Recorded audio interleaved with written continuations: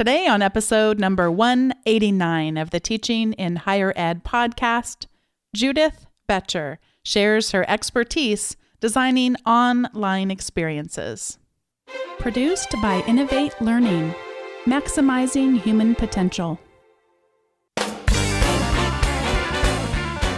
Welcome to this episode of Teaching in Higher Ed. I'm Bonnie Stachowiak, and this is the space where we explore the art and science of being more effective at facilitating learning. We also share ways to improve our personal productivity so we can have more peace in our lives and be even more present for our students.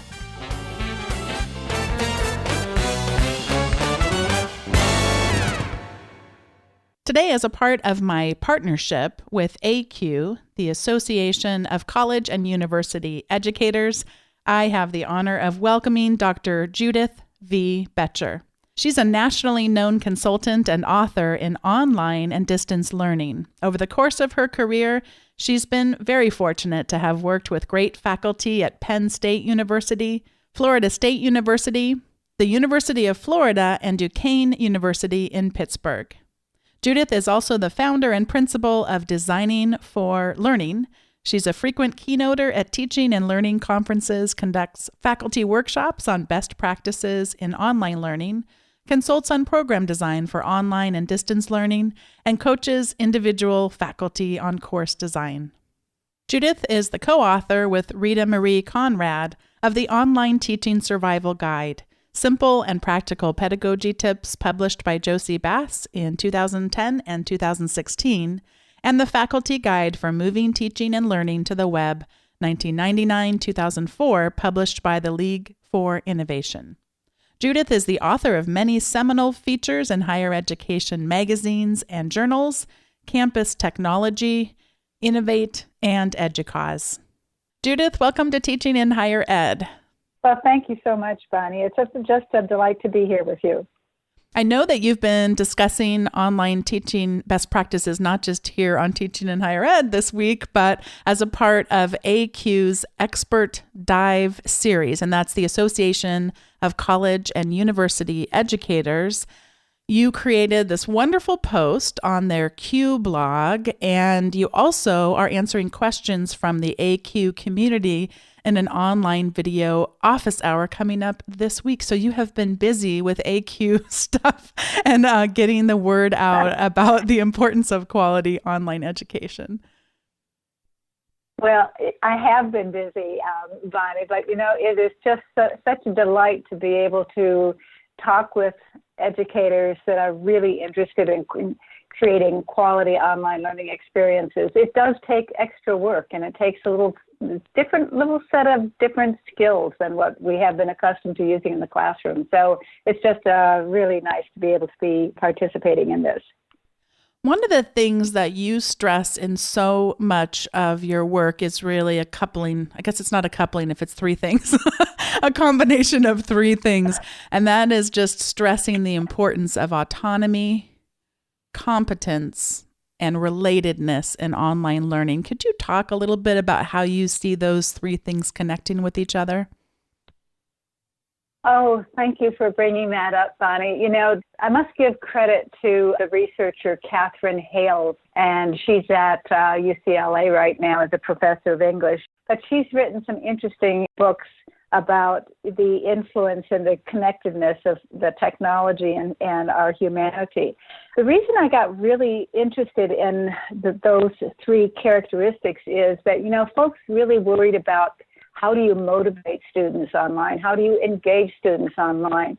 And I found that those three qualities, if we really design courses and experiences with those three qualities in mind, that the students' natural curiosity and great feeling of what it is to learn something just comes through automatically. So motivation becomes less of an issue. But so then you mentioned those three characteristics, and let me just mention a little bit about each one of them. Autonomy really means helping students have their own sense of self, that they are individuals with their own interests, their own zones of proximal development, where they're ready to learn, their own strengths and their own weaknesses. And so as we build instructional experiences, we want to be able to help the student recognize where they are. What do they know when they're starting an experience? And then perhaps, what is the process for them as they go through the learning, which links right into the feeling of competency. Feeling competent about something is just so self-affirming. Whenever we learn something new, even as adults, as we solve a technology problem, we think, yes, I did it. Oh, I'm so excited. So what we do is we build in those feelings of success as we structure assignments and tasks for the students to make certain those are tasks and assignments at which they can be successful at the same time that they are advancing and growing and developing their skills. And then the third item in quality of relatedness builds into that whole goal that we now have, whether you're in the classroom or in online, of really building community. We want our students to really be talking and interacting with each other and not just with the faculty member. One of the other little recommendations, the idea of balancing instruction between the dialogue that students have with resources when they're kind of working on their own, the dialogue that they have with other students. And I see this all the time, by the way, little study groups in Starbucks, the students. In fact, I can hardly get into my local Starbucks at 3:30 in the afternoon because the high school students are all there. But that's great because, when they work in the study groups, they're actually talking, they're using their voice, and with that, they are actually learning. So that third characteristic of relatedness means that they are sharing their journey of learning, and they also are able to take the time to talk and express what they know and what they don't know, rather than, it's not powerful enough just to think it in our head. Using our voice is a very powerful additional learning tool that we have.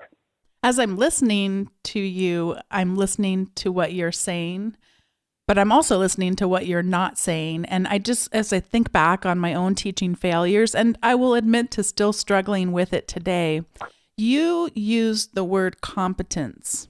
And as you were describing that, you talked about designing experiences, and you talked about this relatedness as creating more of a sense of learners coming together and collaborating with other learners. But what you didn't say, or at least what I felt like perhaps was intentionally missing, was we don't lay everything out perfectly such that there's never any challenges that these learners encounter on their way toward competence. And that's sometimes what I'll find myself when things start to get messy in a class, where I go like, I need to fix this. I must intervene. I must fix this because this is hard to watch. And yet learning, if we're truly going to get to competence, I've got to step out of the way sometimes. Could you talk a little bit about the importance of encountering challenge? And especially, I know one of the things you talk about is the importance of context and some of the knowledge transfer, and as that relates to context. So I'll just pass it back to you to reflect on some of what I didn't hear you say, and as you described these three things coming together. Oh, wow, Bonnie. As you were saying that, my brain went in about 5 different directions. Let me just share this example following up on your comment about, you have to intervene because things are getting really messy. Yeah. I have 4 children. They're all within about the same age range. And when they were younger, they wanted to bake a cake or they wanted to bake cookies. And of course, oh my God, the kitchen would get to be an awful, awful mess. But my only salvation was that I just kind of let them at it, and then I left.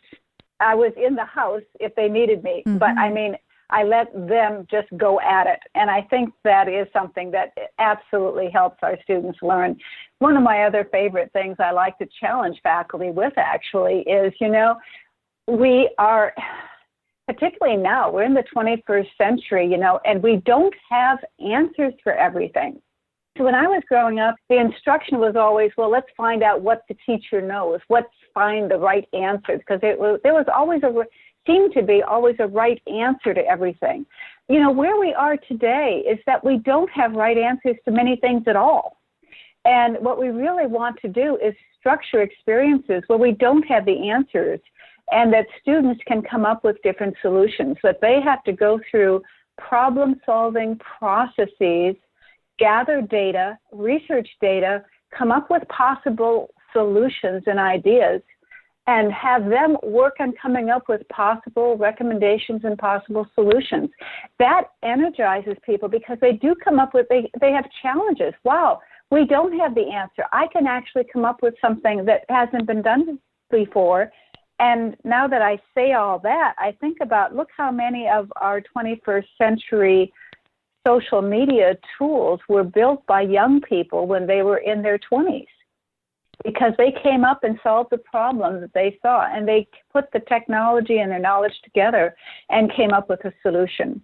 So my little mantra, a recommendation would be to review your courses and see where you can take the answers out and put the challenges in. That can be a really fearful thing to do, because when we think about ourselves as teachers, as providers of knowledge, that can be a pretty jolting thing to say, wow, if that's not my role, if we're exploring things that haven't been, questions that haven't been asked before, I don't have the answers to them, what then does my role become? And that can be a really hard shift, especially in terms of one's own ego. and I mean, having gotten through, many of us either are on our way or have already earned a terminal degree. I mean, those types of environments can often reinforce the exact opposite of helpful characteristics as a teacher, making this kind of evolution of thinking of the role. But isn't it exciting?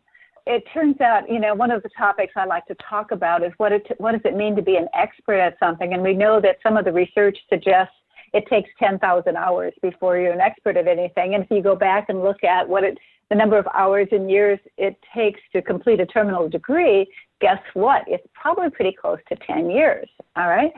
But isn't it exciting to think about sharing with our students the areas of our knowledge where we have researched and what we now know that we didn't know before, but at the same time, take a look at our field and our knowledge and our areas and say, but these are the things we don't know yet. These are the areas of continuing and ongoing research. That can be really exciting. I also think it's just so powerful to continually put ourselves back in the role of novice. And we've had many people on the podcast talk about doing this. I was so pleased to be able to talk to Mike Wesch, and one of his things was doing handstands. And we've had someone talk about learning how to play piano. And actually Mike Wesch talked about, I think one of his students taught him how to play the violin. I mean, it's incredible. And I have felt at times just intimidated, like, looking at my wrists, I don't think it's going to be handstands for me, and I don't think it's going to be the violin. I started on a recent journey of being a novice with using this cult-ish kitchen gadget called the Instant Pot, which is often abbreviated Instapot. And it is so funny to me just how many parallels are there. Everything from a slight burn, because I didn't understand quite when they say steam is going to be released for this thing, they really mean it. And that's like, I wasn't like permanently damaged or anything, but just experimenting myself and having the burn, error message come on for the first time, and then getting introduced to communities online and how much I've been able to learn, but also how much I've just been able to learn through experimentation and failure. And I don't give up, and I try again, and I have successes, and it feels really good to have that success and reach that competence after having, struggled and then realized I could work it out myself. I didn't go to an Instapot class where someone walked me through it, step by step. It was definitely something that I think is going to be something that will be a part of my life going forward. But I just treasure this opportunity of being a novice. And it kind of gets addicting as a teacher if we truly take the risks to be vulnerable like that. And isn't it great to share those kinds of feelings about how you are feeling as you're going through the learning experience. You can share those with the students and say that, learning is not just a one-time thing, that we're constantly learning. I've been fortunate enough in the last 10 years where I haven't been working quite as much as I used to, that I'm kind of a wannabe. I want to do watercolor. I want to do that. It takes time, and that's something else that with our students we can share the fact that, I would be further along my path to becoming a competent watercolorist if I invested more time in it, because learning does take time. So that's another way of really encouraging our students and reminding our students that when they're taking a course, whether it's online or in the classroom, that investing and scheduling time to do the work is essential to progress. What can you tell us about the complexity of developing concepts that are more than just words? So yes, the complexity of developing concepts. This question goes back to the days of my dissertation, actually, as I was going through my PhD program, I managed to take a series of courses on knowledge, and I had my overriding question during that time, and has continued throughout my life, is how is it to know, what does it mean to really know something? How does our brain look? What does our brain look like when we really know something? And some of the research that's been done, the Nobel Prize winning folks have done, research on what it takes to grow neurons in little, small-celled animals and everything else. And what we do know is that when we know something, we are growing neurons and synapses and linkages in our brain. Our brain, in fact, looks a great deal like a web. And when we think about a concept, I think when I was, years ago, it was easy to assume that you knew something or knew a concept if you knew the words associated with the concept. But we know now that a concept is much more than just a single word. In fact, a word is simply like the tip of the iceberg. And I'm sorry for mixing my metaphors here.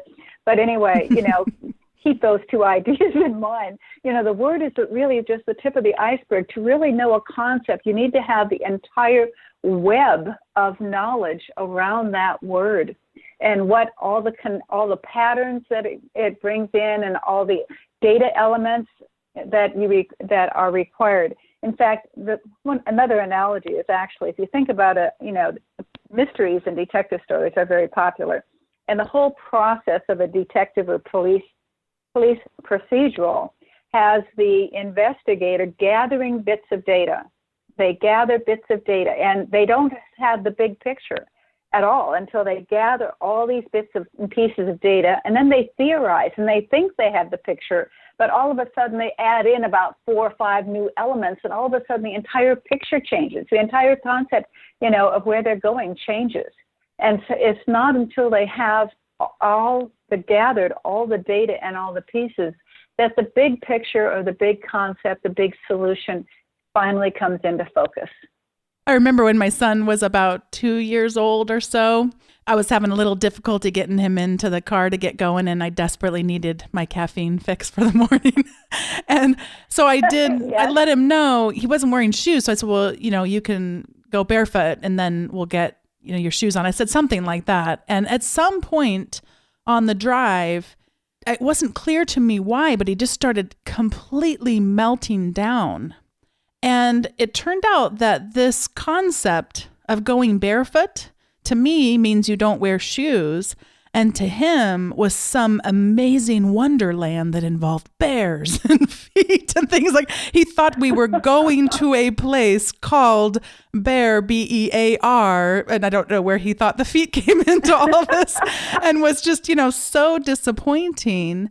And there can be so many times in the learning process in both directions, not just, the student didn't understand this, but we ourselves as teachers cannot understand things and not realize that we're not understanding it.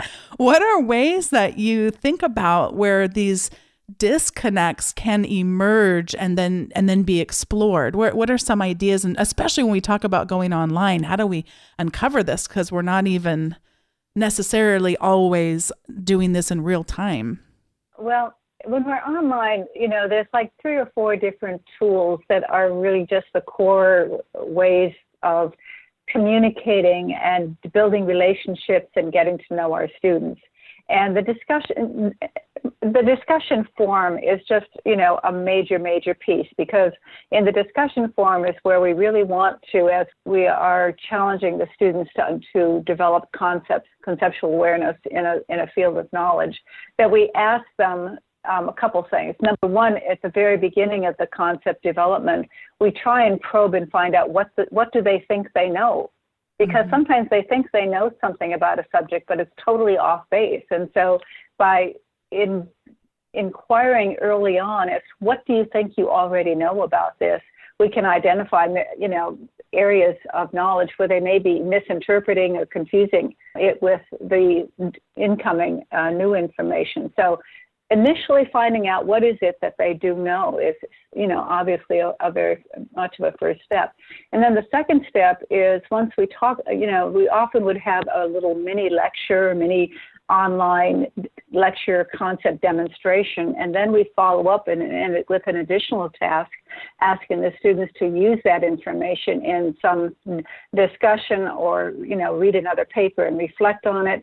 So we really use the discussion forum and the students' words to find out what it is that they know. Now that we have the ease of use of audio and video, we can also ask students to either draw something or to, as we are doing now, record some audio thoughts on that, although it's much easier in terms of time for faculty to read writing rather than to listen to audio. So I encourage the use of audio when students are working together, but when reporting back to faculty, I do go back to the words because of the time issue. So it's by having the students reflect, write, talk out, and apply that we find out where they are and what they're getting. Yeah, and part of what I'm hearing you describe too is just having there be different ways of conveying my knowledge and having there be different ways of, and I mean, sometimes even giving a choice. It could be that you draw something. It could be that you record audio. It could be you record video. And though you also describe sort of the realities of, in my experience, if I ask students, just go create a video of any length and I don't specify, you know this already, Judith, but it is actually way harder to create video that is shorter. And so some of the tools, like one I have shared about on the podcast that I started using is called Flipgrid. There are many tools that are like this, but it allows us to set time limits on these quick video recordings that really do end up looking a lot more like a conversation. And I had so many of the students come back and report to me that at first that felt like an overwhelming limitation.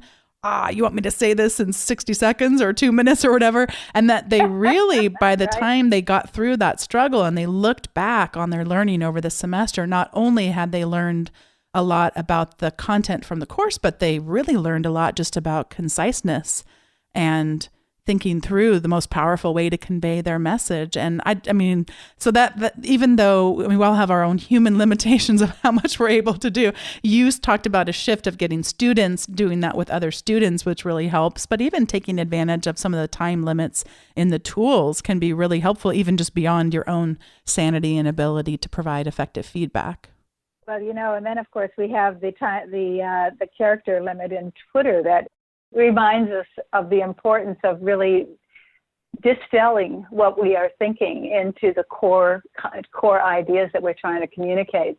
Something else that I recommend for the online students is that, oftentimes when they think they understand something, the best way to check whether or not you understand something is to teach it to someone else, right? Mm-hmm. And sometimes another student isn't easily available. I said, try your family. It would be great if you've got a child or a spouse or someone. explain, it does a number of different things. Number one, taking time to do online learning often takes time away from family and other close relationships. By sharing what you are learning with those other close relationships gives you a chance, you the learner, a chance to practice and also gets you all closer together because people understand what it is that you're doing. So it's kind of something we don't often think about, what the power can be of just talking with your spouse and saying, this is what I'm learning and this is what I'm doing and this is what I'm excited about. Mm-hmm, absolutely.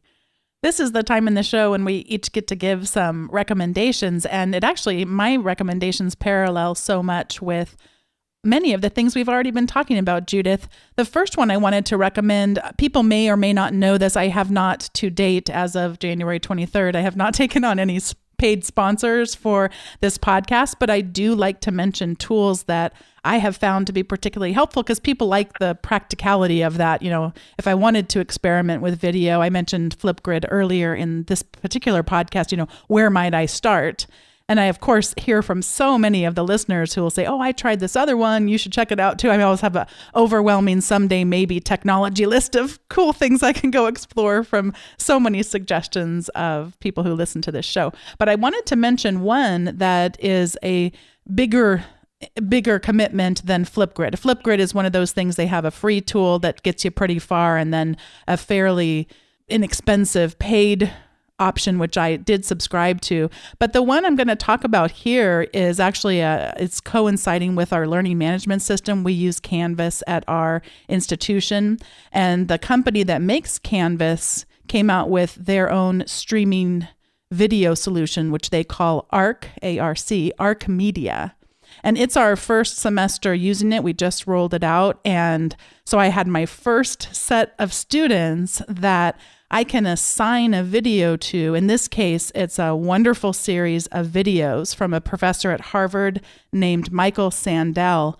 And he made a delightful series of videos of his course there at Harvard, which is, at least at the time of the recording of these videos, was Harvard's most popular course called Justice. And so I was able to take the videos that they have recorded of his lectures, which are housed on YouTube. But instead of having my students go watch them on YouTube and trying to navigate YouTube's commenting system, and then of course there's a whole bunch of other people involved in the conversation that aren't part of our class, I was able to just take that URL from the YouTube video and put it inside of our learning management system and have its own really rich commenting system. As you're going along watching the video, he talks about the classic philosophical problem called the trolley problem. And do you go and let the trolley go where it might and it ends up killing 5 people, or do you take it off to the side and end up killing 1 person? These great mind games that we can play in philosophy. And the students can comment in real time as they're watching the video. So I just told them, watch it as if he's asking you the question and then answer back his question in the comments. And it was just so delightful. And I got to talk with them a little bit this week about how they experienced that. What did they like about it? And it was just a delight. So I would suggest that if anyone out there is looking at new streaming video options at your institution, I can't say enough good things about it. And even if that's, beyond your decision-making capability at your institution, check out something like Flipgrid, or another one is VoiceThread. Go out there and just start checking out these tools that can help us really transition into what video can do in the lives of our students. So that's my suggestion for today. And Judith, I'm going to pass it over to you now to make your recommendation. Okay, well, a couple of things I would recommend. One of the challenges with our online learners is that they can often get really bogged down, and particularly with online courses, rather than having midterms and finals, I like to really design courses around projects. And the projects would have different phases, of course, so that end stages to help students. But, it still is difficult for students that are so busy with so many things going on to go ahead and sometimes discipline themselves to have the time to really do the work that they need to do. And so there is a business productivity book that I keep recommending, and you all may have heard about it and used it already. but it's by David Allen, and the title of the book is called Getting Things Done. And in fact, I was introduced to that book, speaking of learning from others, I was introduced to that book by my oldest daughter. I was explaining and talking with her about a project that I couldn't get myself going on and everything else. And so I was kind of, you know how your mind just goes around in circles and you don't get anywhere. And she finally said, "Mom, stop. What is your next step?" Yeah. And, it turns out that I have applied that advice in any number of ways. In fact, even when I'm writing something, as I was writing my book, in fact, when I got to a point where I had to stop, before I stopped totally, I wrote to myself, my next step when I come back to this is to do the following. And that way, the amount of time that we lose often in transitioning from non-writing tasks to writing tasks, it really helps zero me in right away. And I still do that today with other kinds of projects. If I find myself just in a circle, running in circles in my brain about how am I going to get something done, that I stop and say, okay, what is my next step?